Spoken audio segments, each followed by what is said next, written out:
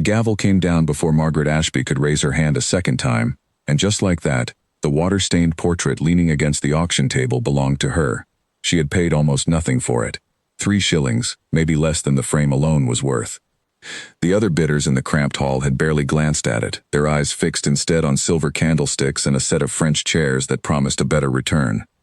But Margaret had seen something in the painted woman's face that she could not name and could not ignore, and now the canvas was hers, wrapped in brown paper and tucked under her arm as she walked home through the cold London streets. Her shop sat at the end of a narrow lane near Holborn, a small printing and framing business she had kept alive alone since her husband's death 2 years before. The windows were clean, but the shelves were thin, and every month she counted coins twice before deciding what could be spared for coal. Passers-by sometimes paused to admire the framed prints in her window. Landscapes and portraits she restored and sold for a few pence more than she paid, but few of them stepped inside, and fewer still bought anything more than a single sheet of writing paper.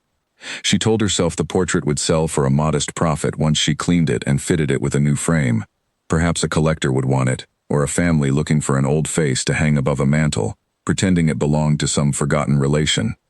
She set it against the wall behind her counter that evening, lit a single candle, and studied it for a long while before finally banking the fire and climbing the narrow stairs to bed.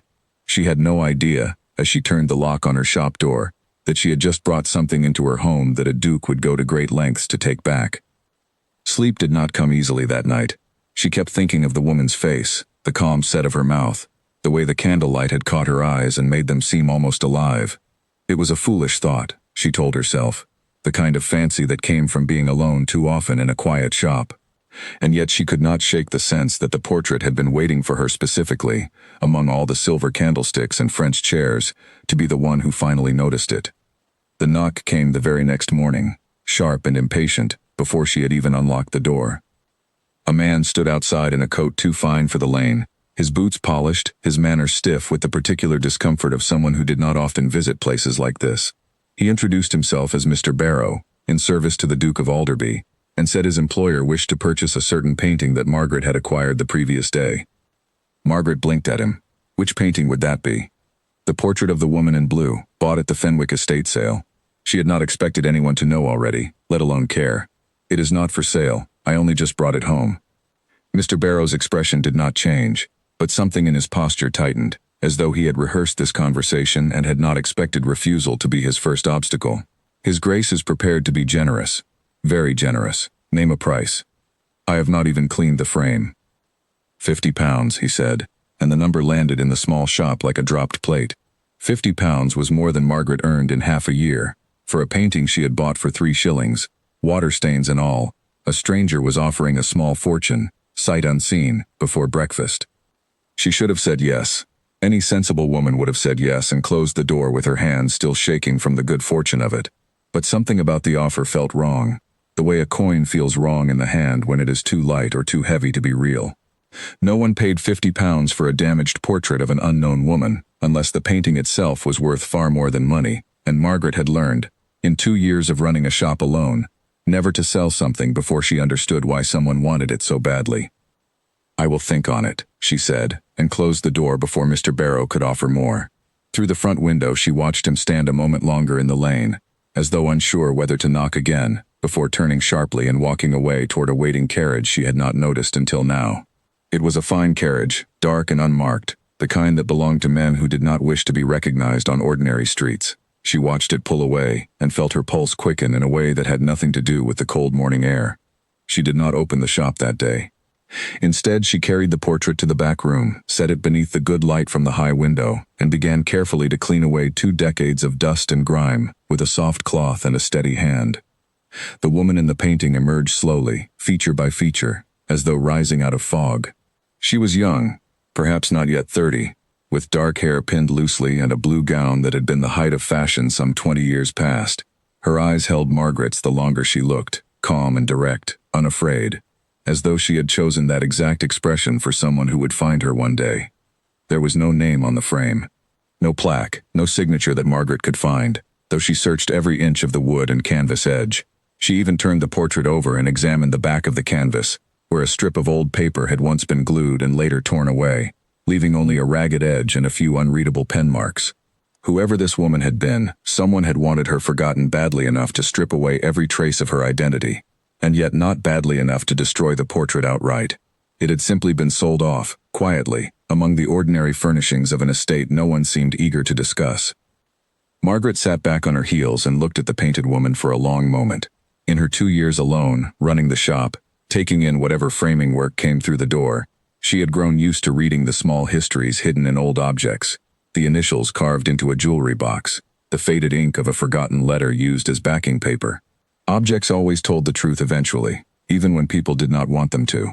And this object was telling her, quite plainly, that someone had gone to great trouble to erase a name that mattered a great deal. By evening, curiosity had replaced caution entirely.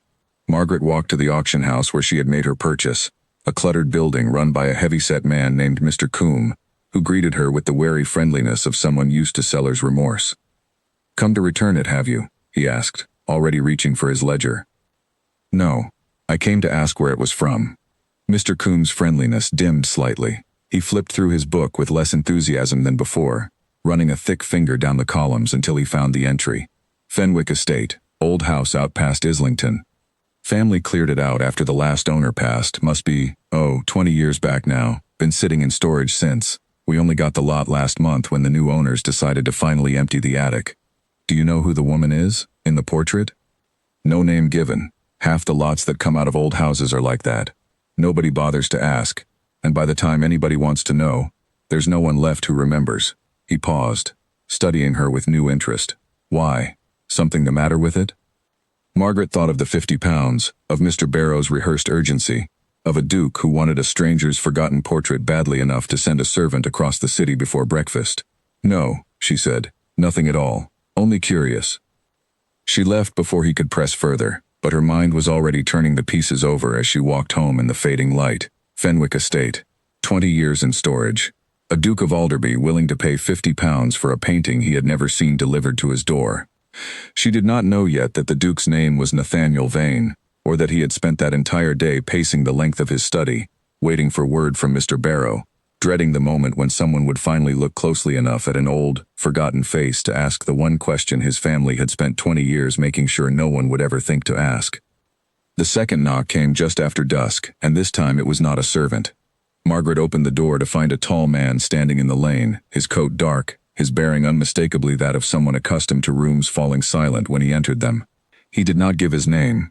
He did not need to. Even in the poor light of the lane, there was something in his stillness that set him apart from every other visitor her shop had ever known, a kind of careful control that seemed to cost him more effort than he wanted her to see.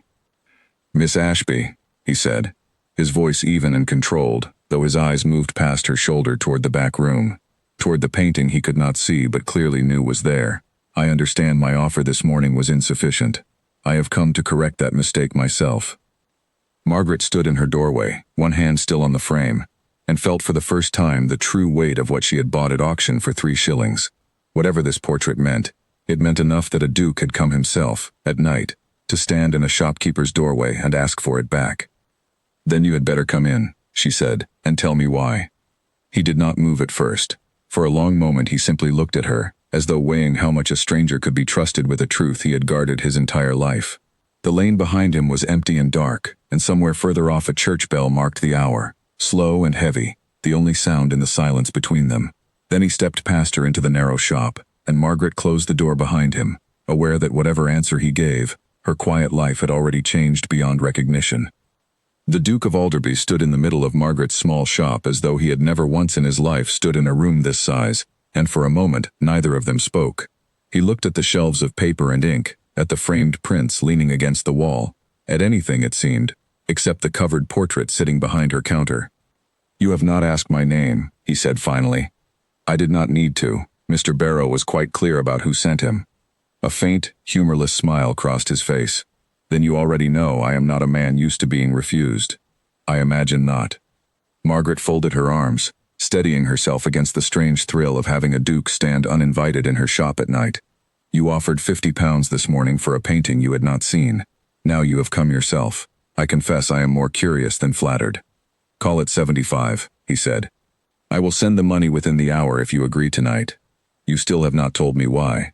He was quiet for a long moment, his jaw tight, his eyes finally drifting toward the shape beneath the cloth behind her counter. Does it matter? I am offering more than the painting is worth by any reasonable measure. Most people in your position would not ask questions. Most people in my position have never had a duke appear at their door after dark, Margaret said. You will forgive me if the situation strikes me as unusual enough to warrant a few questions. Something flickered across his face. Frustration, perhaps, or the particular strain of a man used to controlling every room he entered and finding, for once, that control slipping. It is a family matter, nothing more. An old portrait that should have been destroyed years ago and was not, through some clerical carelessness at Fenwick. Fenwick, Margaret repeated. So it is your family's portrait. He said nothing, which was answer enough. Then tell me who she is, Margaret said quietly, and perhaps we can discuss a price. I cannot. Cannot, or will not. His eyes met hers, and for the briefest instant she saw something there that no amount of composure could fully hide, something that looked almost like fear. It does not concern you, Miss Ashby. It is a private matter belonging to my family alone, and I would ask you to respect that. Margaret considered him for a long moment. She thought of the torn paper on the back of the canvas, the missing name, the 20 years the portrait had spent buried in storage rather than burned or broken apart, as anything truly meant to disappear would have been. Whatever this man was hiding, he had not hidden it well enough, not from someone who had spent 2 years learning to read the small truths that objects carried. I will not sell it tonight, she said. Not because I mean to be difficult, Your Grace, but because a woman does not hand over something valuable to a stranger without understanding why he wants it so badly. If your reasons are as simple as you say, then a little time and honesty should cost you nothing. For a moment she thought he might argue further, might raise his offer again or attempt to overwhelm her with the sheer weight of his title. Instead, something in his shoulders eased, just slightly, as though some part of him had expected this refusal and was almost relieved by it. You are not what I expected, he said. Nor are you, Margaret answered, and to her surprise he almost smiled. He left soon after, promising to call again, though he gave no date, and Margaret suspected he did not entirely know himself when he would return. At the door he paused, one hand on the frame, and looked back at her with an expression she could not quite place, somewhere between gratitude and warning. You should be careful, Miss Ashby, he said, asking questions about things that are not your concern. Is that advice, Your Grace, or a threat? Advice, he said after a moment. I have no wish to threaten you, but there are others who might not share my restraint, should they learn what you now hold in your shop. The words sat uneasily with her long after he had gone. She barred the door behind him and stood a long while in the dark shop, listening to the sound of his carriage rolling away down the lane, before finally climbing the stairs to bed with far more questions than she had carried up the night before.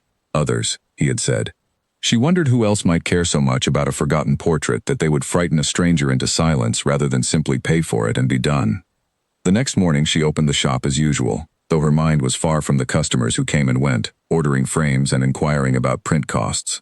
A young woman named Alice Bennett, who kept the milliner's shop 2 doors down and had become something of a friend over the past year, stopped in with a length of ribbon she wanted framed as a keepsake, and lingered when she noticed Margaret's distracted air. You look as though you have not slept, Alice said, setting the ribbon on the counter. Is something the matter? Margaret hesitated, then decided against telling her everything. Only a difficult customer, she said. Nothing worth troubling over. A difficult customer who leaves you staring out the window instead of working? That must have been a very difficult customer indeed. Margaret managed a small laugh, though her mind was already elsewhere, and Alice, sensing she would get no further answer that morning, gathered her ribbon and left with a promise to call again later in the week. By midday, curiosity had won out entirely over caution, and Margaret closed the shop early, telling herself she meant only to walk, though her feet carried her steadily toward the offices of the local parish registrar, where old records of births, marriages, and deaths were kept for anyone with patience enough to search them. It took the better part of 2 hours, and the small fee she paid the clerk for his trouble, before she found anything useful at all. The Fenwick estate, it turned out, had passed through several hands over the decades, but 22 years earlier, it had briefly belonged to a family by the name of Vane, the very same name the Duke carried now. Margaret felt her pulse quicken as she turned the fragile pages, searching for any mention of a woman who might match the face in the portrait.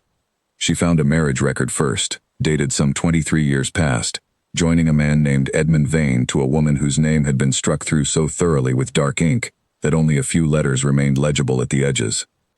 Beside the entry, in a different hand, someone had later written the word annulled, though no date accompanied the note. and no further explanation followed. Margaret sat back from the heavy record book, her breath caught somewhere between excitement and unease. Edmund Vane.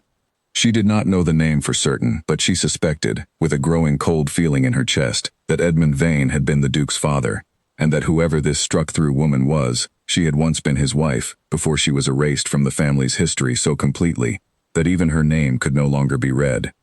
She asked the clerk, an elderly man with ink-stained fingers who seemed pleased to have anyone take an interest in his dusty shelves, whether he knew anything further about the Vane family or the Fenwick estate. He shook his head slowly, though something in his manner suggested he was choosing his words with more care than the question required. There were whispers, years back, he said finally, lowering his voice as though the empty room might still be listening, about a first marriage that ended badly, and quickly, and quietly. Nothing anyone could prove. The old Duke was not a man people asked questions of twice. He glanced at the register still open before her. If I were you, miss, I would close that book and forget you ever opened it. Old families do not forgive people who go digging in their history, whatever their reasons. Margaret thanked him, and closed the book as he suggested, though forgetting was no longer within her power. She left the registrar's office with the cold afternoon air doing little to clear her head, her thoughts circling endlessly around Edmund Vane, the struck name, and the single word, annulled, written by some careful hand that had wanted the matter to appear settled even as it left no proof behind it all. She thought of Nathaniel Vane standing in her shop the night before, his careful composure, the fear she had glimpsed beneath it. If the woman in her portrait truly was this vanished first wife, and if that marriage had never been properly ended before Edmund Vane married again, then everything the current Duke possessed, his title, his estate, his very right to the name he carried, rested on a foundation that might not hold at all.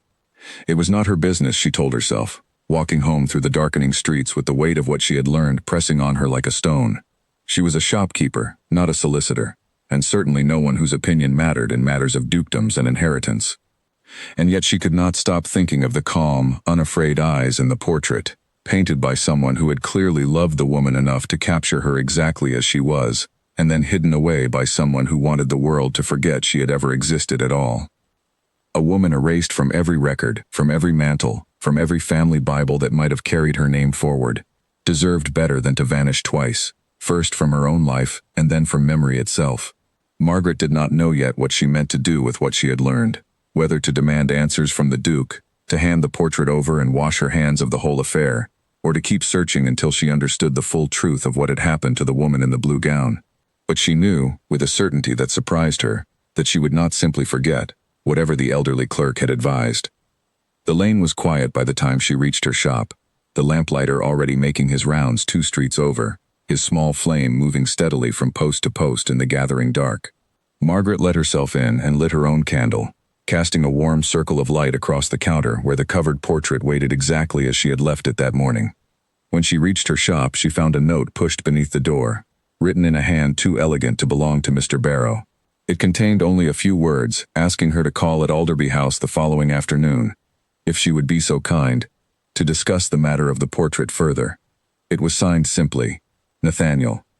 Margaret read it twice by candlelight, then looked toward the covered shape behind her counter, where the portrait waited in silence, its secret half uncovered and already reaching far beyond anything she had imagined when she raised her hand at auction for 3 shillings. She did not sleep well that night, turning over what she had found among the parish records, the struck name, the single unexplained word written beside a marriage no one seemed to want remembered. She thought of the Duke's face when she had refused to sell, the flicker of something raw beneath his composure, and wondered how a man could spend his whole life standing at the center of every room he entered while quietly terrified that one old painting might undo it all. By morning she had made her decision. She would go to Alderby House, not because £75 tempted her, though it certainly did, but because she wanted, more than anything, to hear the truth from the one man who could actually tell it to her. She dressed with more care than usual, choosing her one good dress, dark green wool with a modest collar, and told herself firmly that the choice had nothing to do with vanity, and everything to do with not wishing to look out of place among the grandeur she was about to enter. She wrapped the portrait carefully in its brown paper once more, uncertain whether she would need it, and set out along the busy morning streets toward the address written at the bottom of the note in that elegant, careful hand. Alderby House stood at the end of a wide, quiet square, taller and grander than any building Margaret had ever entered, its stone front pale in the morning light. She stood a moment at the foot of the steps, gathering her courage, before climbing them and lifting the heavy brass knocker, uncertain whether the man waiting inside would greet her as an ally or as someone he had already begun to regret inviting into his life at all. The door of Alderby House opened before Margaret could knock a second time, and a footman led her through a hall so vast and cold that her footsteps echoed against marble she was almost afraid to walk upon. She was shown into a study lined with books, where Nathaniel Vane stood waiting by the window, his back to her, his shoulders held with the same rigid control she had seen in her shop 2 nights before. "You came," he said, without turning. "You asked me to." He turned then, and for a moment neither spoke. He looked tired in a way she had not noticed in the dim light of her shop, shadows beneath his eyes, a tightness around his mouth that suggested he had slept as poorly as she had. "I went to the parish registrar yesterday," Margaret said, deciding there was little use in delaying what she had come to say. "I found a marriage record, Edmund Vane, 23 years past, to a woman whose name had been struck through so completely that I could not read it. Beside the entry, someone had written the word annulled, though there was no date and nothing to prove it." She watched the color drain slowly from his face. He did not deny it. He did not even seem surprised that she had found it, only resigned, as though he had known from the moment she refused his offer that this conversation was only a matter of time. "Sit, please," he said quietly, gesturing to a chair near the cold hearth. He did not sit himself, but paced instead, one hand pressed briefly against his temple before falling back to his side. "You should understand, before I say anything further, that what I am about to tell you has never been spoken aloud in this house. Not to servants, not to solicitors, not even to my own mother, who I believe suspected far more than she ever allowed herself to say." Margaret said nothing, waiting. The room was very quiet, the only sound the faint crackle of the fire he had not thought to feed, and the distant rumble of a carriage passing somewhere beyond the tall windows. She found herself studying him as he gathered his thoughts, this man who commanded servants and tenants and a fortune beyond anything she could imagine, standing now like a boy about to confess something he had carried alone for far too long. "My father married young," he began, before he ever expected to inherit the title. "His elder brother was alive then, healthy, with 2 sons of his own, and no one imagined my father would ever become duke of anything. He married a woman he loved, by all accounts, a woman named Isabel, the daughter of a modest gentleman with no great fortune or connections. It was not a grand match, but it was, from everything I have ever managed to learn, a happy one." "Isabel," Margaret repeated softly, and something in her chest tightened at finally having a name to attach to the calm, unafraid eyes in the portrait. She thought of the ragged strip of paper torn from the back of the canvas, the name that had once been written there and deliberately removed, and felt a fresh wave of anger on behalf of a woman she had never known and never would. "How did you learn her name, in the end?" she asked. "If your family destroyed every record." "Not every record," Nathaniel said. "My grandmother kept a small locked box among her private things, which passed to my father after her death and then to me after his. Inside it were a handful of letters, mostly business correspondence about the annulment itself, cold and formal, but one of them, from my grandmother to her solicitor, referred to my father's first wife by name, only once, as though the writer had forgotten herself for a single line before catching the error. I have read that letter more times than I could count, searching for anything more, but there was nothing else, only her name, and the date of the annulment, and a sum of money that had apparently been paid to ensure her silence and her disappearance from London entirely." "A sum of money," Margaret said slowly. "So she did not simply vanish, she was paid to vanish." "So it would seem." His voice had gone quieter, almost ashamed. "I do not know what became of her afterward. Whether she remarried, whether she had a family of her own, whether she lived out her years in comfort or in hardship because of what my family did to her, I have wondered, more times than I can say, whether she is even still alive to be found at all. Within 2 years, everything changed. A fever swept through my uncle's household and took him and both his sons within the same terrible month. My father, who had never wanted the title, who had built a quiet life with a wife he loved and no expectation of grandeur, suddenly stood to inherit everything. And Isabel, he said, his voice hardening slightly, was not considered suitable to stand beside him as a duchess. Not suitable, Margaret echoed, unable to keep the edge from her voice, because she had no fortune. Because she had no fortune, no title, no family capable of strengthening the name he was about to carry. My grandmother, who was still alive then and fiercely protective of the family's standing, insisted the marriage be quietly ended before my father's inheritance was formally settled. She feared, not without some reason, that a marriage seen as beneath the family's new station would invite ridicule and weaken my father's position among his peers at the exact moment he could least afford it. And your father agreed to this? Nathaniel's jaw tightened. I do not know the full truth of what happened between them. I was not yet born. All I know is that within a year, the marriage was declared annulled, on grounds I have never been able to fully uncover, and my father married again soon after, to a woman of considerable fortune and impeccable family, my mother. He paused. I was born 18 months later. And Isabel? Disappeared from every record my family kept. I did not even know her name until I was nearly 20 years old, and even then, only because I overheard my grandmother, in her final illness, speaking of a woman she called only the first wife, with something that sounded almost like guilt in her voice. He stopped his pacing at last and turned to face Margaret directly. I spent years afterward trying to learn what became of her. I found almost nothing. A woman erased so thoroughly that she might never have existed at all, except that somewhere, apparently, a portrait of her survived. Margaret sat with this for a long moment, turning it over. If the annulment was never properly completed, she said slowly, if it was declared in haste, without the full process the law requires, then your father's second marriage might not have been valid. Which would mean I am not legitimately the Duke of Alderby, Nathaniel finished, his voice flat, as though he had said the words to himself so many times in private that speaking them aloud now cost him nothing further. Everything I hold, this house, the title, the income that supports every family who depends upon this estate, all of it would pass instead to my cousin, Gerald Finch, who has spent the better part of 10 years waiting for exactly such an opportunity to present itself. Your cousin knows of this? He suspects. He has always suspected something irregular in how my father came to inherit so completely, though he has never had proof enough to act on it. A portrait, recovered from the very estate where the marriage took place, hidden for 20 years and then suddenly appearing at public auction, would be more than enough to give him the proof he has always lacked. What sort of man is he? Nathaniel's expression darkened further. Ambitious, patient, the kind of man who smiles warmly at every gathering while quietly noting every weakness in the people around him, in case it should ever prove useful. He has courted the goodwill of half the peerage for years, positioning himself carefully, waiting for exactly the sort of opportunity you may have unknowingly placed in his path. If he learns what you found at the parish registrar, or worse, if he learns the portrait itself still exists, he will not approach the matter quietly, as I have tried to. He will make certain the entire city knows before I have any chance to respond. And if he succeeds, what becomes of you? Ruin, Nathaniel said simply. Not merely the loss of the title, though that alone would be significant enough. Every debt this estate carries, every commitment I have made on its behalf, all of it depends on the assumption that I am who I claim to be. If that assumption collapses, it does not collapse quietly. It takes a great many people down with it, people who have never done anything except trust that the name above their heads was solid ground.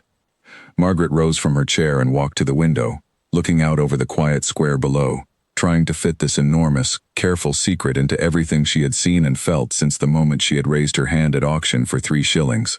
That is why you wanted it destroyed, she said finally. Not because it was valuable, because it was dangerous. She turned from the window to look at him directly. You could have told me all of this the very first morning, when Mr. Barrow came to my door. Why send a servant with an offer instead of simply explaining what was at stake? Would you have believed a servant, telling you such a story on a duke's behalf? He asked. I hoped, foolishly perhaps, that money alone would settle the matter quietly, without ever needing to speak of Isabel at all. It seemed, at the time, the safest course. I see now, it was also the most cowardly one. At least you admit it, Margaret said, though not unkindly. I have had a great deal of practice admitting things to myself in the privacy of this study, Miss Ashby. Saying them aloud to another person is a different matter entirely, and one I find I am considerably worse at than I expected. Yes. And the £50. The 75. You were never trying to buy a painting from me, Your Grace. You were trying to buy my silence. He did not deny this either, and something in his silence struck her more forcefully than any argument could have. I have spent my entire life, he said quietly, terrified of exactly this moment. Every decision I have made, every marriage I have avoided, every friendship I have kept carefully at arm's length, has been shaped by the fear that someone, somewhere, would eventually find what you found in 3 hours at a parish registrar. I am not proud of how I have lived, Miss Ashby, but I did not choose the circumstances of my birth, And I have spent 28 years trying to hold together something that was built, perhaps, on a foundation that was never truly sound. Margaret turned back to face him, and for the first time she saw past the composure entirely, saw the exhausted, frightened man beneath the title, and felt something shift in her own chest that had nothing to do with 50 pounds or 75 or any sum he might yet offer her. "What do you want from me now?" she asked. "I want the portrait destroyed," he said, "and I want you to forget you ever found it. I know how that sounds. I know what I am asking, but if my cousin learns of its existence before I have found some way to protect myself, he will not hesitate to use it, and the consequences will not fall only on me. Every tenant on this estate, every servant in this house, every charity my family has supported for 3 generations, all of it depends on the stability of a name that has never once been questioned publicly. I am not asking you to hide a crime, Miss Ashby. I am asking you to spare people who have done nothing wrong from being caught in the collapse of one." Margaret thought of the portrait waiting in her shop, of Isabel's calm, unafraid eyes, painted by someone who had loved her enough to capture her exactly as she was before she vanished from every record that might have kept her memory alive. She thought, too, of the 75 pounds that would ease 2 years of careful counting, of coal rationed through cold winters and meals made smaller so the shop's rent could be paid on time. It would have been so simple to accept, to hand over the canvas, to let this entire strange and dangerous business become nothing more than a story she told herself late at night, a duke who had once come to her door and gone away again satisfied. But simplicity, she had learned in 2 years of building a life from nothing, was rarely the same thing as rightness, and she found she could not make herself choose the easier path, while a woman's entire existence hung in the balance of her decision. "I understand what you are asking," she said finally, "but I do not think I can give you an answer tonight. Isabel was a person, Your Grace, not simply an inconvenience to be erased twice over. She deserves more consideration than a quick decision made under pressure, however much I understand your fear." Something in his expression shifted, not anger, but a kind of weary respect, as though he had expected her to simply agree and was unsettled to find she would not. "Then what would you have me do?" "Give me time," Margaret said. "Time to think, and perhaps time to learn more of what truly happened to her. If there is a way to protect you without erasing her a second time, I would rather find it than choose between the two." He studied her for a long moment, and something passed between them that felt, for the first time since they had met, less like negotiation and more like understanding. "You are a strange kind of woman, Miss Ashby," he said finally. "Most people, offered a fortune to simply walk away, would not hesitate." "Perhaps I am not most people," Margaret said, and gathered her things to leave, though her mind was already turning toward the question of how, exactly, one went about proving whether a marriage annulled in haste 23 years ago had ever truly been ended at all. At the door, Nathaniel stopped her with a hand raised, not quite touching her arm. "Miss Ashby, whatever you decide, I want you to know that I am grateful you did not simply take the money and walk away without a word, as any sensible person would have done. It has been a long time since anyone in my life has treated this house, or this title, or me, as anything other than an arrangement to be managed. I make no promises about what I will find," Margaret said, "or what I will decide once I find it." "I would not trust you if you did," he answered, and there was something almost warm in his voice as he said it, a warmth that surprised them both. She left Alderby House as the afternoon light was beginning to fade, walking slowly back through streets grown suddenly unfamiliar, her mind crowded with names and dates and the memory of a man who had spent his entire life afraid of a single old painting, and who had, in the space of one conversation, become far more difficult to simply walk away from than she had expected. Glass shattered somewhere behind the shop just after midnight, and Margaret was awake and on her feet before she had even fully understood the sound had been real. She stood frozen at the top of the narrow stairs, listening. For a moment there was nothing, only the ordinary creak of an old building settling in the cold, and she almost convinced herself she had imagined it entirely. Then came the unmistakable scrape of a boot against the floorboards below, careful, deliberate, the sound of someone who did not want to be heard, and had nearly succeeded. Margaret's heart pounded as she crept partway down the stairs, staying close to the wall where the boards did not creak, her mind racing through every possible explanation even as her body moved almost without her permission, drawn toward the danger rather than away from it, as though some stubborn part of her refused to simply hide while her home was invaded. Through the gap in the door she could see the faint shape of a man moving through her darkened shop, a shuttered lantern in one hand casting only the thinnest sliver of light across the floor. He moved directly toward the counter, toward the space where the portrait had stood wrapped in brown paper, and Margaret felt a cold, sick certainty settle over her. She had moved the portrait 3 days earlier, tucking it beneath a stack of old prints in the back storeroom, some instinct warning her even then that it was no longer safe simply propped against a wall where anyone glancing through the window might see it. The intruder searched the counter, then the shelves behind it, growing visibly more agitated as he found nothing. Margaret held her breath, pressed flat against the stair wall, praying he would not think to search further and give up his search as a mistaken address. He did not give up easily. She heard him move toward the back room, and something in her broke through the frozen fear holding her in place. She could not simply stand here while he found what he had come for. Gathering what courage she could manage, she reached for the heavy iron poker kept beside the cold hearth at the top of the stairs, and descended the rest of the way, her bare feet silent against the wood. "Whoever you are," she called out, her voice steadier than she felt. "The constable's house is 2 streets from here, and I intend to scream loudly enough to wake every soul on this lane, if you do not leave this instant." The lantern light vanished immediately, plunged into darkness by a hand closing swiftly over its shutter, and Margaret heard rapid footsteps crossing the shop floor toward the broken window at the back. By the time she found her own lamp and lit it with trembling hands, the intruder was gone, leaving only cold air pouring through the shattered pane and a scattering of overturned boxes where he had searched in vain. She did not sleep again that night. She sat wrapped in a blanket at her kitchen table until dawn, the poker still resting across her knees, turning over in her mind who might have sent someone to search her shop in the dead of night, and how they could possibly have known about the portrait's existence at all. By morning, word had reached Alderby House faster than she expected. Nathaniel arrived at her door himself, without warning, his face pale with an anger she had not seen from him before, controlled but unmistakable. "Are you hurt?" he asked, before she had even finished opening the door. "No." Frightened but unharmed, he left before I could see his face. Nathaniel stepped inside and surveyed the damage, the broken window, the scattered boxes, his jaw tightening further with every detail. "This is my cousin's doing, I am certain of it. He must have learned that you visited the parish registrar, and drawn his own conclusions about what you found." "How would he have learned that at all? I told no one." "You spoke with the clerk," Nathaniel said. "Clerks talk, Miss Ashby, especially when a well-dressed stranger arrives asking questions about an old marriage record and pays handsomely for the trouble of finding it. My cousin has eyes and ears in more places than I would like to admit, and money enough to loosen tongues that ought to have stayed closed." Margaret sank into a chair, the fear of the night before finally catching up with her now that daylight had made the danger feel real rather than simply frightening. "What does he want? To steal the portrait? To destroy you along with it, if he believes you know too much. A stolen portrait, he might have simply burned. A shopkeeper who has visited a parish registrar and pieced together a family scandal is a considerably greater threat, one he cannot resolve by breaking a window in the middle of the night." Nathaniel crossed the room and knelt beside her chair, his composure slipping entirely for the first time since she had known him. "I never meant for this to touch you. I came to you offering money, not danger. If anything had happened to you last night, I do not know how I would have forgiven myself for it."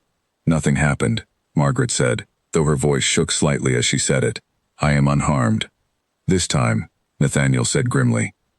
"I cannot promise the same fortune a second time, and I will not risk finding out. You must leave this shop, at least for the present. Come to Alderby House, where there are servants enough to keep watch day and night, and locks that a single frightened man will not so easily break through." Margaret hesitated.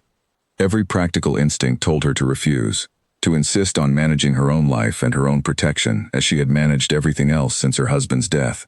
But the memory of that shuttered lantern moving through her darkened shop, searching for something dangerous enough to be worth breaking a window over, was still too fresh to argue against sound advice.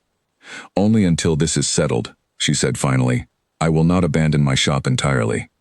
"Only until it is settled," Nathaniel agreed, and something in his relief told her he had expected a harder fight than he received.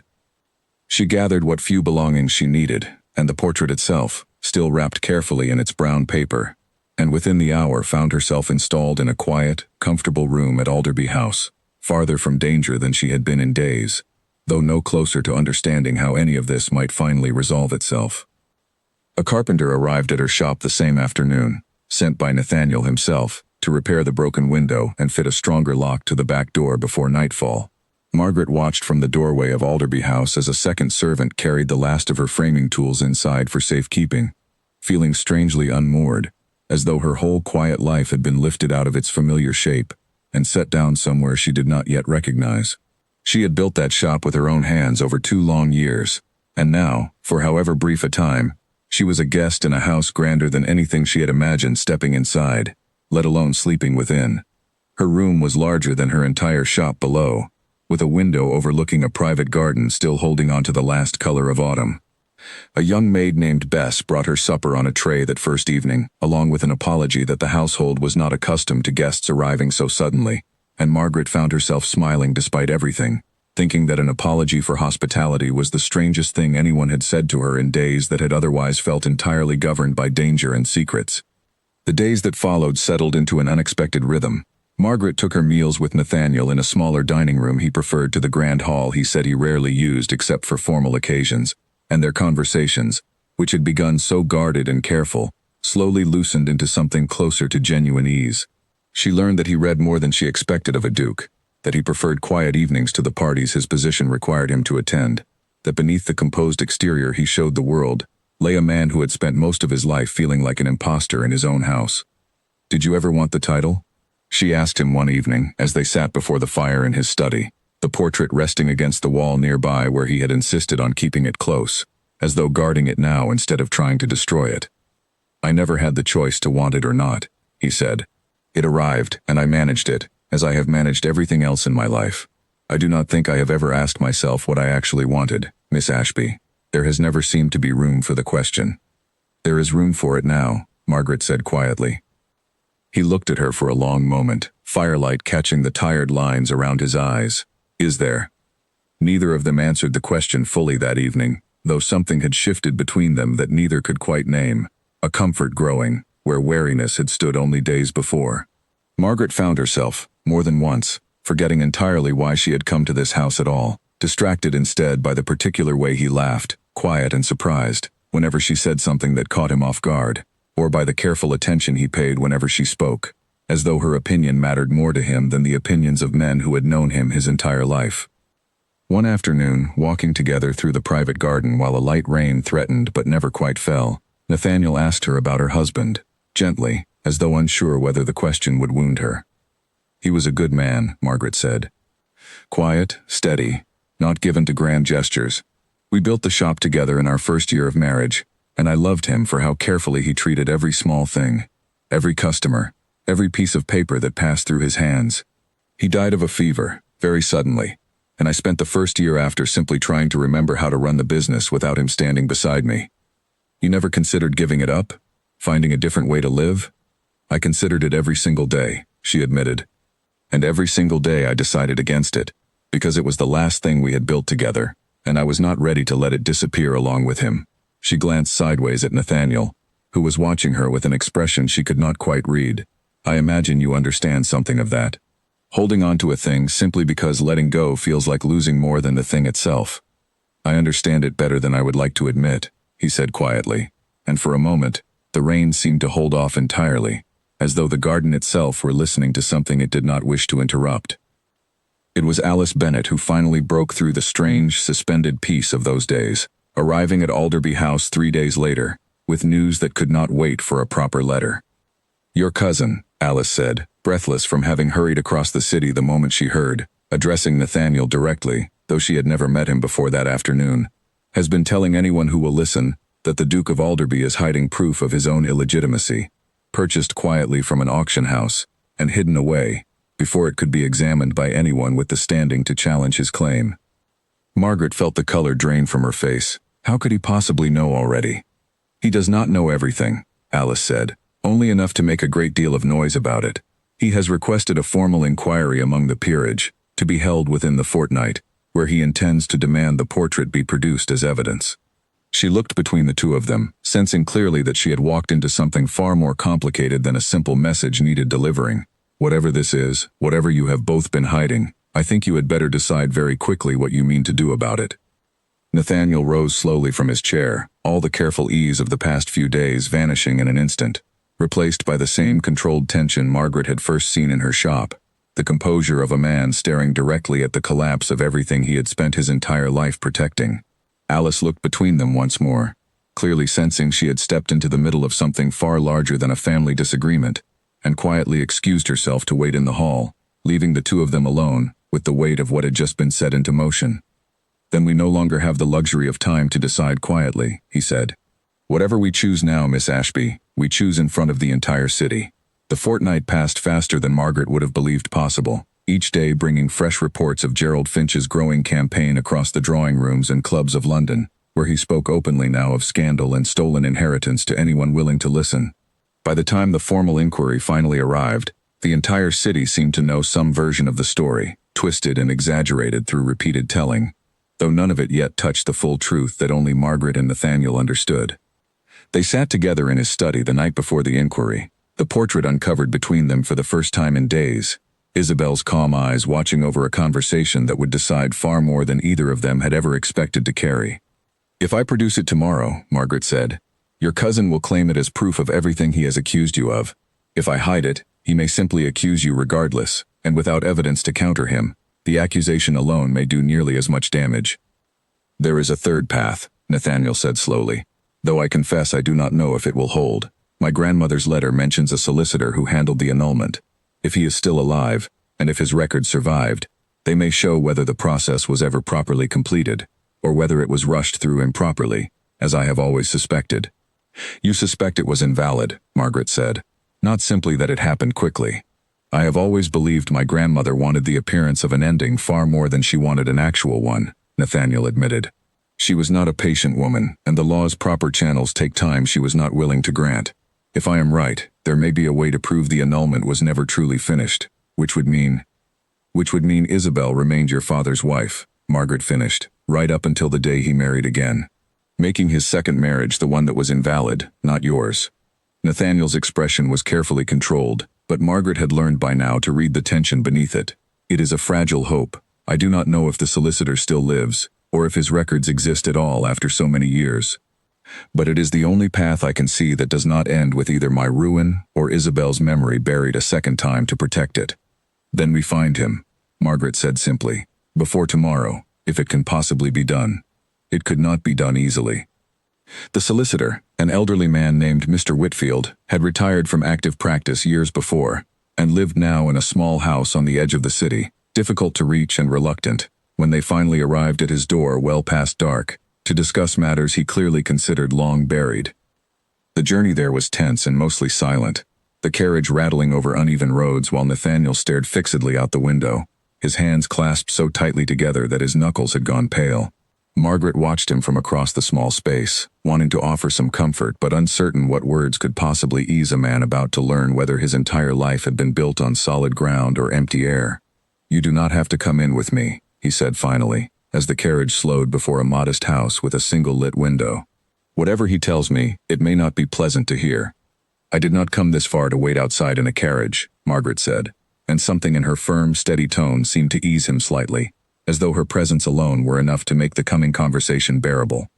Mr. Whitfield answered his own door, a thin, stooped man with sharp eyes that missed nothing, and he studied his two late visitors for a long moment before finally stepping aside to let them enter. It took nearly an hour of careful, patient conversation, Margaret speaking as much as Nathaniel, before the old man's guarded caution finally began to soften, his initial reluctance giving way, slowly, to the particular relief of a man finally able to set down a burden he had carried alone for far too long. I remember the matter, he admitted at last, settling into a chair by his own small fire, his eyes moving slowly between the two of them. Your grandmother was not a woman who tolerated delay, Your Grace. She wished the annulment finalized within weeks, though the grounds she offered were thin at best, and the proper process would have required considerably longer to complete honestly. Did it complete honestly? Nathaniel asked, his voice tight. Mr. Whitfield was quiet for a long moment, and Margaret found herself holding her breath, watching the old man's face for any sign of the answer before he gave it. No, he said finally. I filed the necessary papers, as instructed, but the final decree was never properly issued. Your grandmother paid handsomely to have the matter treated as settled regardless, and I was young enough, and frightened enough of losing a valuable client, to allow the appearance of completion to stand in place of the fact of it. I have regretted that choice for 20 years, Your Grace, more than you might imagine. Do you have proof of this? Margaret asked, leaning forward. Any record at all? Mr. Whitfield rose slowly and crossed to an old writing desk in the corner of the room, producing after several minutes of careful searching, a thin folder of yellowed papers, tied with faded ribbon. I kept copies of everything, he said. I told myself it was simply good practice, though I believe now I always suspected this day might come, and wished to have the truth available when it finally did.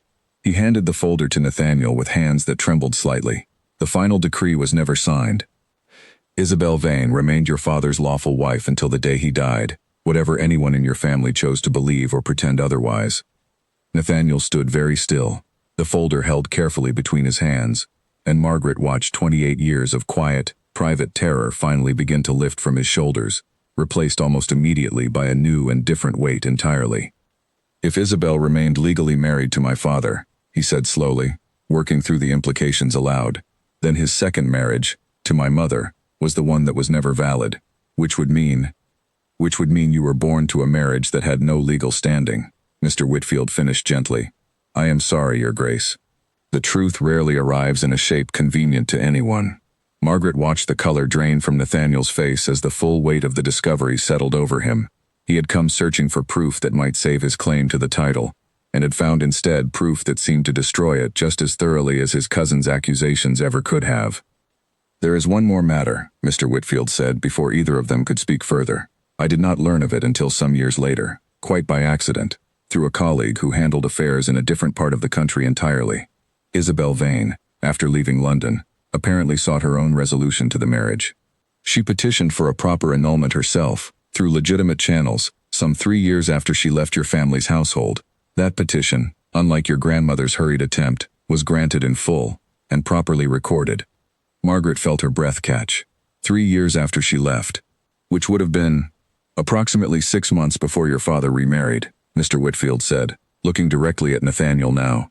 The marriage between your father and your mother was entered into after Isabel's own annulment had already been properly finalized, even if your family never knew it, or never bothered to check. Your parents' marriage was valid after all, Your Grace, however tangled and dishonest the path that led to it.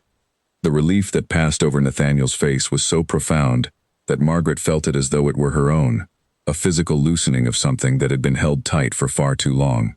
You are certain, he said. Absolutely certain. The record exists, Mr. Whitfield said, in the county where Isabel settled after leaving London. I can provide you the details, and I would encourage you to retrieve the document itself before tomorrow's inquiry, if such a thing can possibly be arranged in the time remaining. It could not be arranged easily, not with only hours remaining before dawn, but Nathaniel dispatched riders immediately regardless, offering payment generous enough to ensure the journey was made at speed through the night, while Margaret and Mr. Whitfield spoke further of what remained to be understood about Isabel's fate. Nathaniel sat heavily in the chair Mr. Whitfield offered, the folder still held loosely in his hands, and for a long moment he said nothing at all, simply staring at the yellowed papers as though trying to absorb the sheer weight of what they meant. Margaret moved to stand beside his chair, resting a hand briefly on his shoulder, and felt him lean, almost imperceptibly, into the small comfort of it. 28 years, he said quietly, more to himself than to either of them. 28 years believing I stood on ground that might collapse beneath me at any moment, and it turns out the ground was solid the entire time. My grandmother's carelessness nearly destroyed everything, and then, by pure chance, a stranger's own courage repaired what she broke, without any of us ever knowing it. Not entirely by chance, Mr. Whitfield said gently. Isabel chose to seek her own resolution, properly and honestly, rather than simply accept the injustice done to her. Whatever peace your family now finds, Your Grace, it was her doing as much as anyone's. Do you know what became of her? Margaret asked, after the annulment was properly granted. Mr. Whitfield's expression softened with something like genuine sadness. She remarried some years later, to a country gentleman of modest but respectable means. She lived, from what little I ever learned, a quiet, and by all accounts contented life, far from London and everything that had once nearly destroyed her. She passed some 8 years ago now, I believe, though I confess I lost track of the details as the years went by. Then she found happiness, in the end, Margaret said softly, thinking of the calm, unafraid eyes in the portrait, painted by someone who had loved her enough to see her exactly as she was. I believe she did, Mr. Whitfield said. Whatever your family took from her, Miss Ashby, it seems she managed to build something new regardless, which I have always found to be the truest measure of a person's strength. He rose then, moving slowly to a small shelf near the window, and drew down an old letter which he handed to Nathaniel with careful hands. This came to me some years after the annulment was granted, when Isabel wished to formally close the matter and confirm no further claim would ever be made against your family. I kept it, though I am not certain why, except that it seemed a shame to let it disappear entirely as everything else about her had.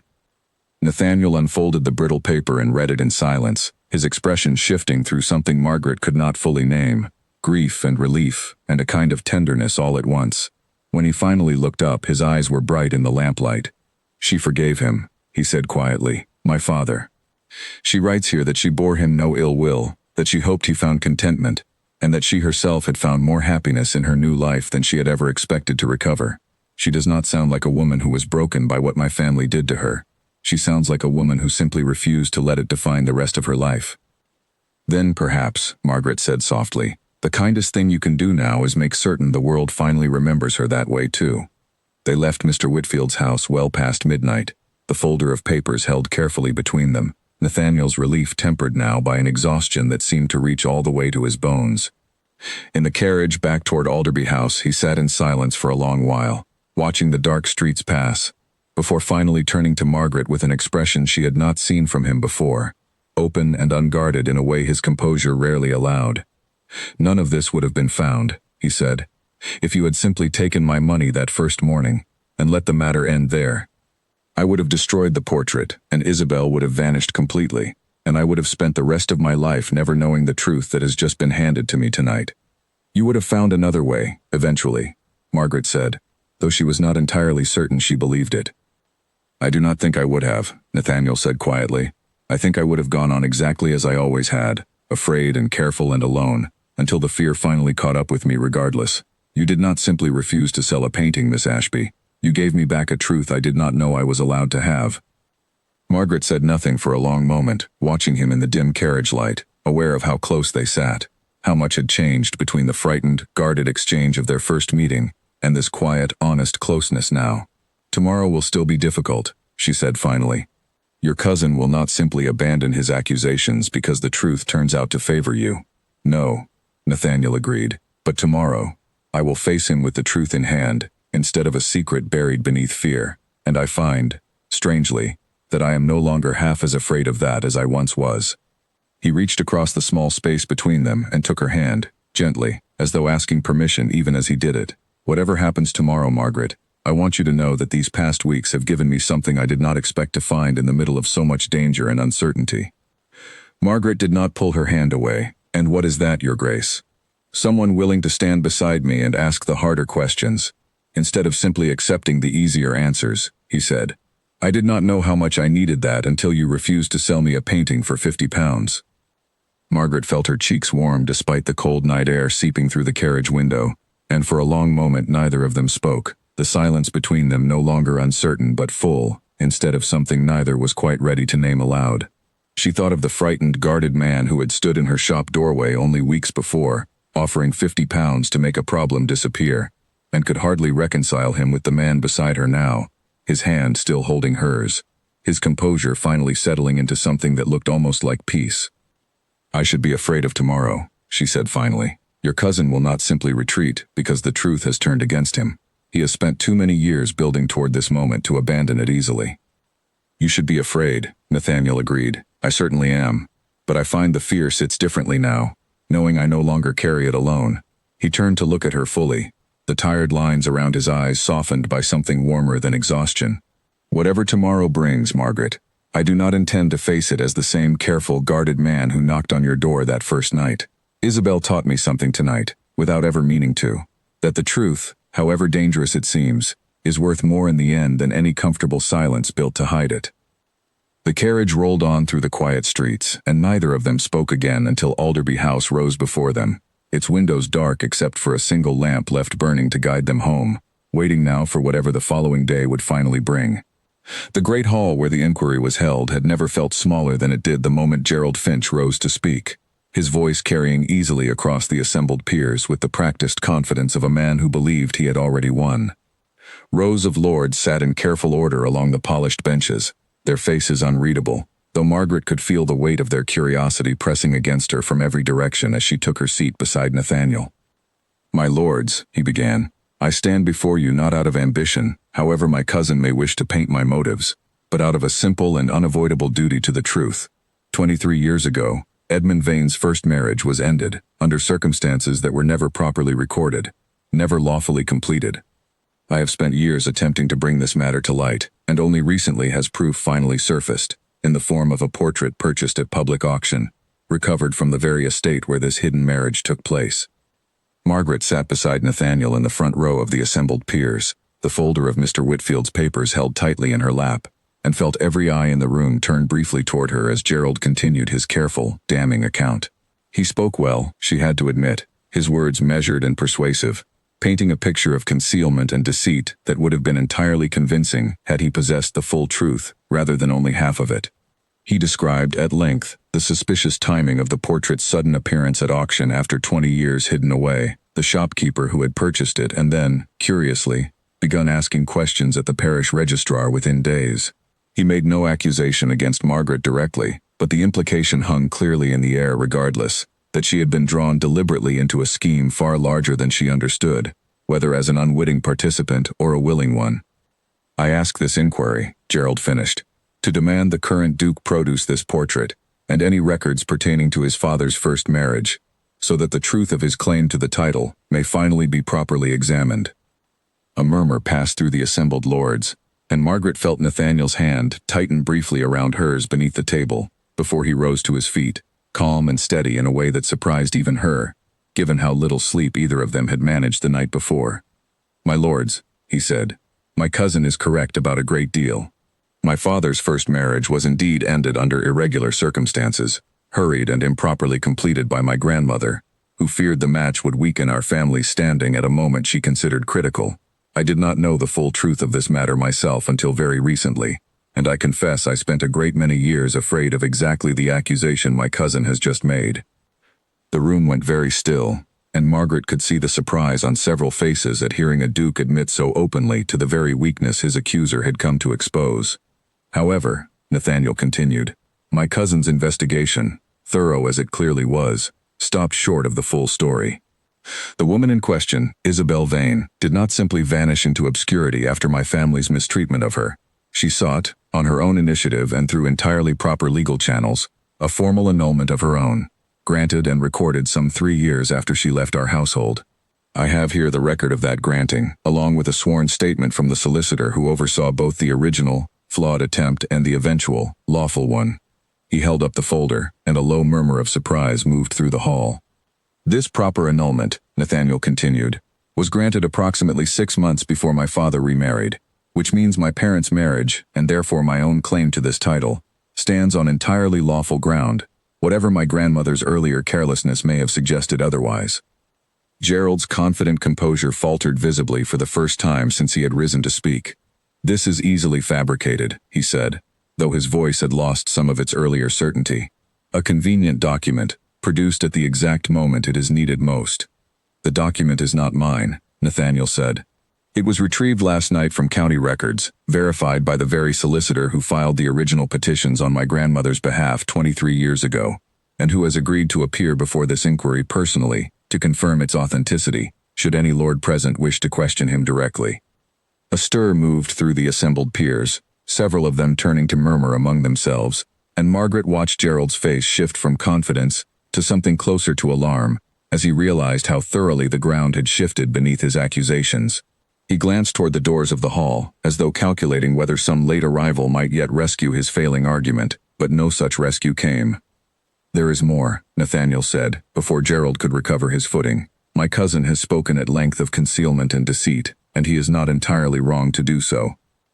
My family did conceal a great deal, not out of any legal necessity, but out of shame and fear, allowing a woman who had done nothing wrong to be erased from our history simply because her presence in it was inconvenient to my grandmother's ambitions.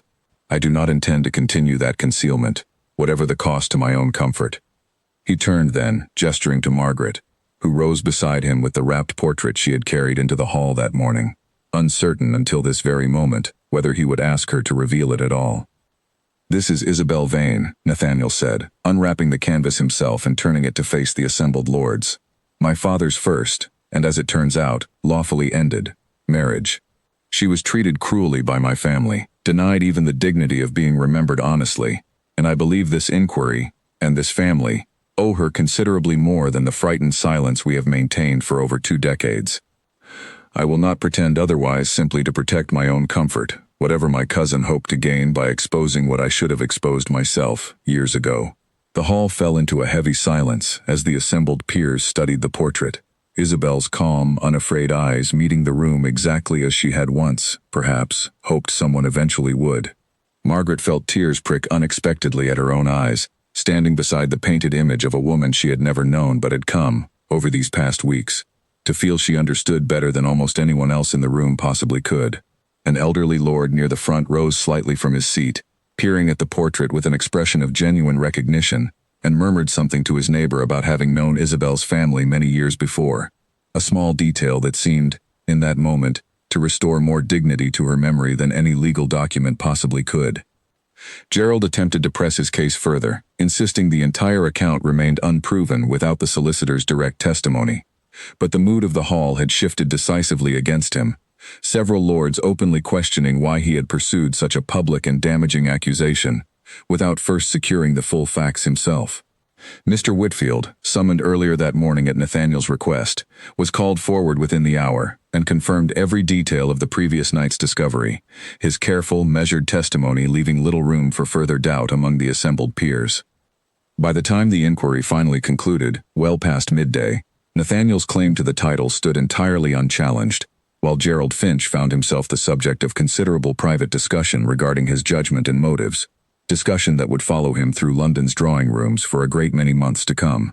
He left the hall without another word, his earlier confidence entirely drained away, and Margaret watched him go with something closer to pity than triumph, understanding perhaps better than anyone in the room how the fear of losing everything could drive a person toward choices they might never otherwise have made. Several of the assembled lords approached Nathaniel before the hall finally emptied, offering careful words of support now that the matter had resolved so decisively in his favor, though Margaret noticed how many of them had said nothing at all, while Gerald's accusations still hung in the balance. It struck her as a strange kind of loyalty, offered only once the outcome was safely known, and she found herself grateful that Nathaniel, whatever his faults, had never once wavered in choosing honesty over the safer, more comfortable path throughout the entire ordeal. One older woman, dressed in deep mourning colors despite the years that had clearly passed since whatever loss she carried, lingered near the portrait after most of the hall had emptied. She introduced herself quietly to Margaret as a distant cousin of Isabel's own family, and confessed she had wondered for over 2 decades what had truly become of a relative who had simply vanished from every gathering and correspondence without explanation. "I always suspected something had been done to her," the woman said softly, studying the painted face with an expression of long-held grief finally beginning to ease. "It does my heart good after all these years, to finally see her given back her name and her dignity, however late that justice has come." Margaret pressed the woman's hand gently. "She built a good life afterward, from what we have learned. She was not broken by what was done to her." "That sounds exactly like Isabel," the woman said, smiling through sudden tears. "She was always the strongest among us, even as a girl. I am glad to know that never changed." Afterward, in the quiet that followed the departing crowd, Nathaniel found Margaret standing before the portrait once more, gazing at Isabel's face with an expression of quiet satisfaction that mirrored his own. "You did not have to reveal it," she said. "You could have kept the annulment record private, protected your title without ever exposing your family's mistreatment of her at all." "I could have," Nathaniel agreed. "But I have spent enough of my life protecting comfortable silences at the expense of honest truths. Isabel deserved better than another 20 years of being spoken of only in whispers, if she was spoken of at all. Whatever this costs my family's pride, I find I do not particularly regret the cost." Margaret smiled, something warm and full settling in her chest as she looked at him, no longer the guarded stranger who had appeared in her shop doorway weeks before, but a man who had finally chosen honesty over fear, and seemed, in choosing it, to have found something closer to peace than he had known in years. "What will become of the portrait now?" she asked.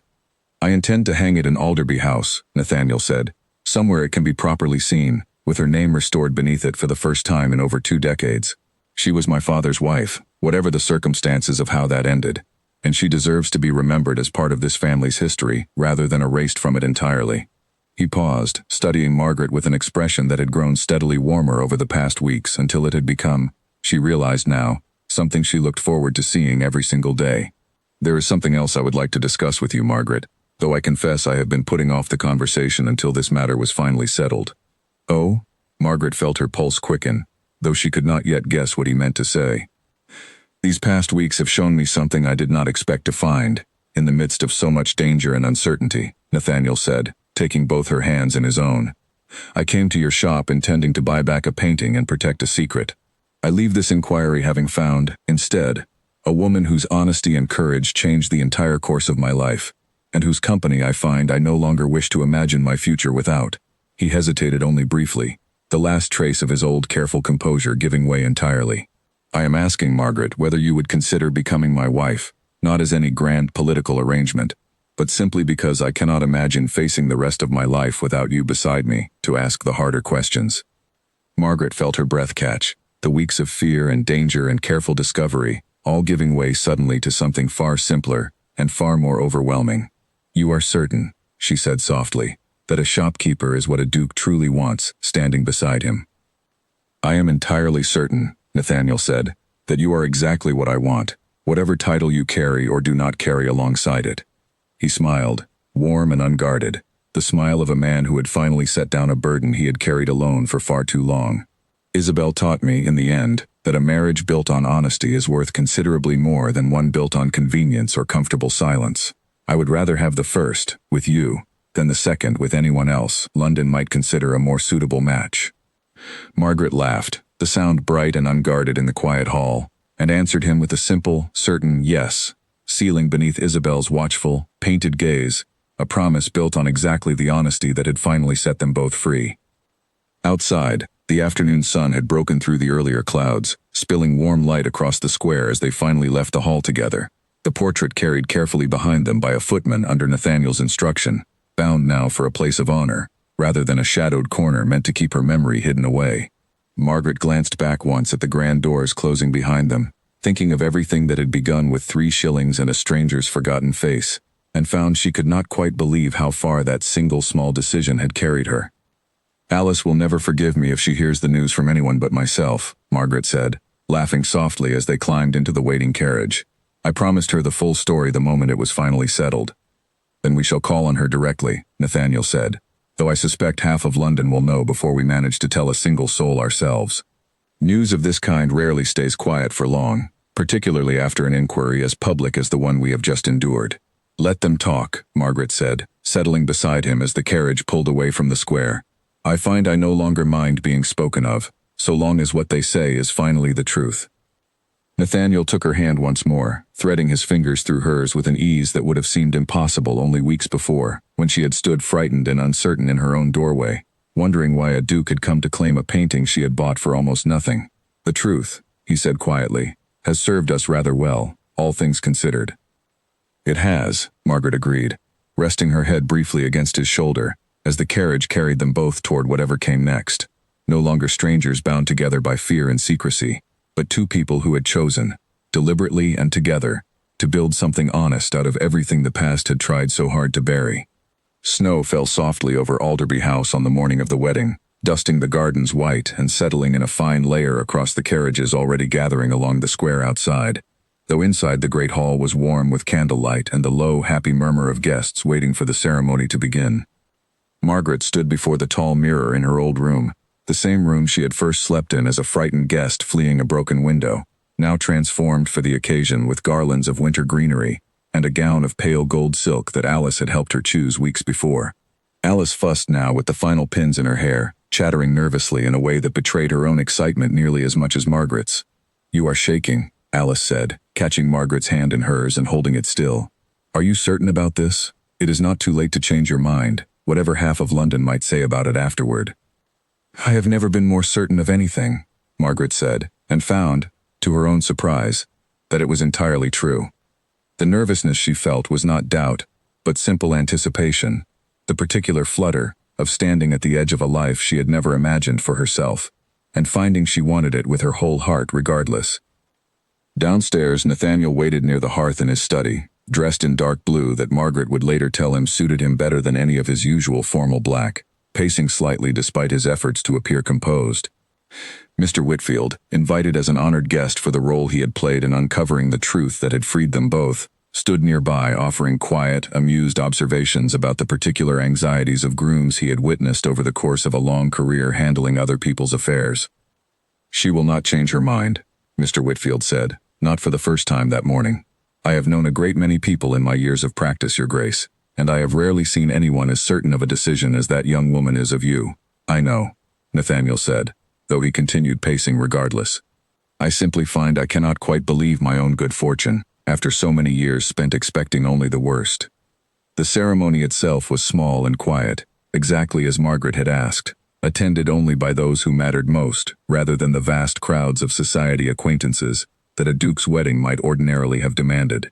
Alice stood as Margaret's witness, beaming through happy tears, while Mr. Whitfield sat proudly near the front, and the household staff, who had grown genuinely fond of Margaret over the months since her first frightened arrival, gathered quietly near the back of the hall to watch.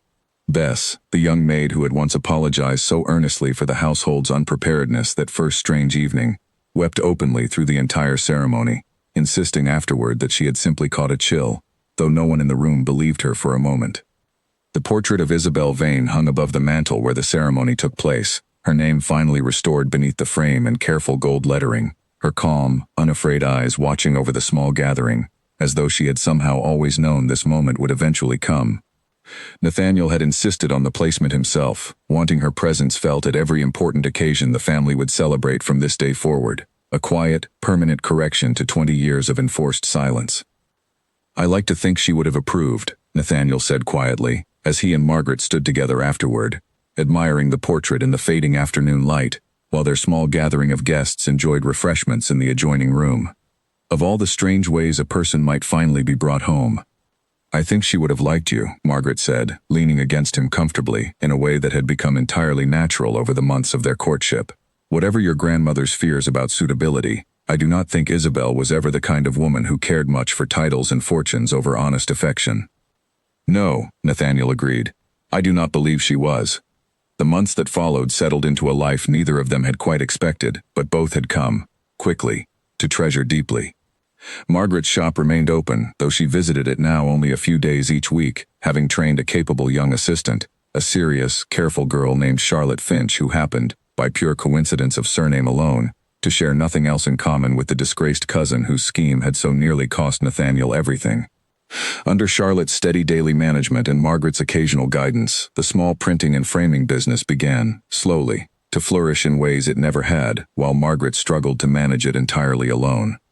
Nathaniel insisted, gently but persistently, on investing in the shop's expansion, though Margaret resisted at first, unwilling to feel as though her independence had simply been absorbed into his considerable fortune.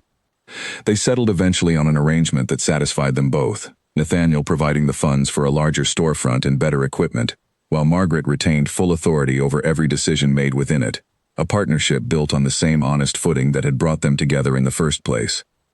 "You did not marry a duke to spend your days managing a print shop," Nathaniel said one evening, only half teasing, as Margaret returned from an afternoon spent training Charlotte in the finer points of restoring damaged canvases. "I did not marry a duke at all," Margaret answered, settling beside him with the particular contentment of someone who had found exactly the life she wanted, rather than the one circumstance had originally offered her. "I married a man who happened to also be one, which I have found makes a great deal of difference to how I choose to spend my days."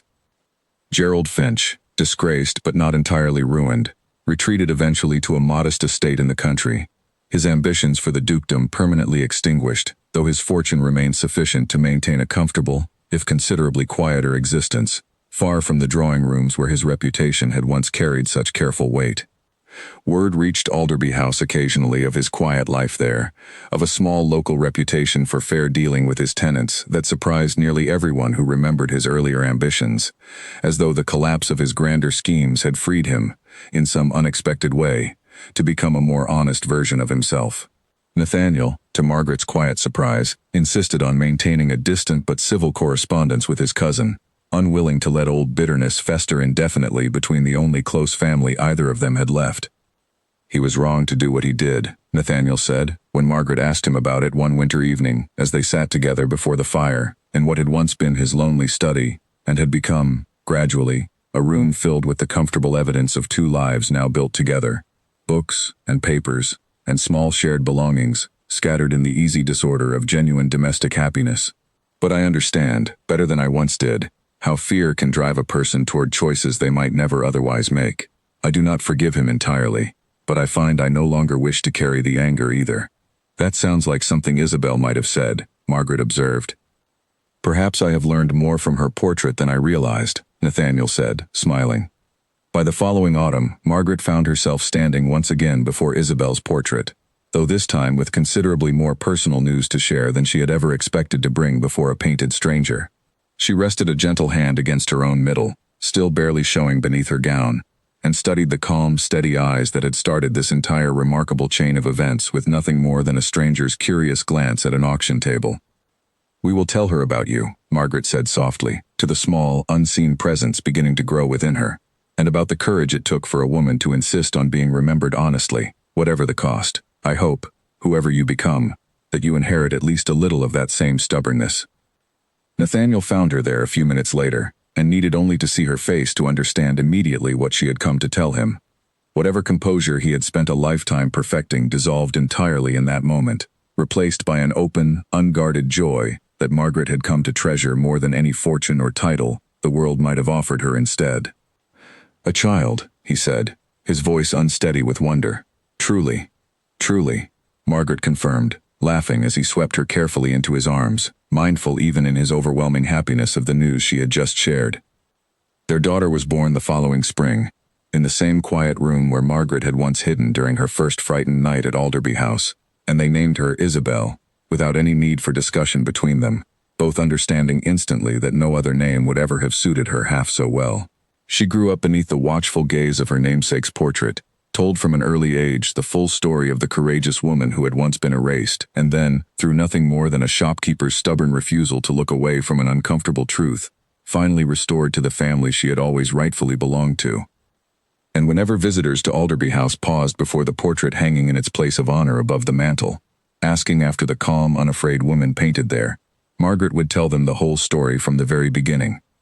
Of 3 shillings spent at auction and a fortune offered to buy back silence, of a duke who chose honesty over comfort when it mattered most, and of a woman named Isabel whose quiet strength had, in the end, changed the course of an entire family's future, decades after anyone had ever expected her voice to be heard again. Sometimes, on quiet evenings when the household had settled and little Isabel slept soundly upstairs, Margaret would find herself standing once more before the portrait, remembering the frightened, uncertain woman who had once carried it home wrapped in brown paper, never imagining how completely that small, ordinary decision would reshape the rest of her life. She thought often of how easily she might have simply accepted the first £50 and walked away, and how different everything might have turned out had curiosity not proven stronger than caution on that particular cold morning. But she had asked the harder question instead, and in doing so, had found not only the truth of a forgotten woman's life, but a family, a purpose, and a love she had never thought to look for in a battered second-hand portrait bought for almost nothing at all.